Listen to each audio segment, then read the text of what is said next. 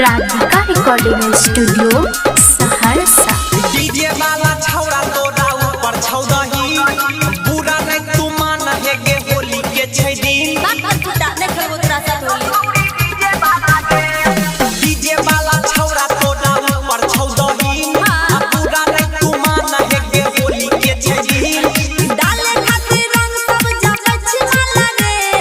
डाले खातिर रंग सब जब छिमाला रे होली खेले यो छौड़ी डीजे वाला गे होली खेले यो छौड़ी डीजे वाला गे विकास मटिया कला सीतामढ़ी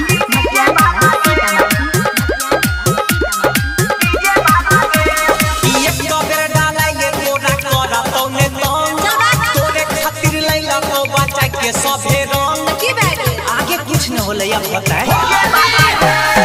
एक बेर डालेंगे तोरा करतौ ने तोरा खातिर हम बचा के एलियो रंग पर लोग से बात से पाला रे झूठे दूधी राजा करे छी हाला रे होली खेले यो छौड़ी डीजे वाला गे होली खेले यो छौड़ी डीजे वाला गे रिकॉर्डिंग बाय सुजीत सहरसा।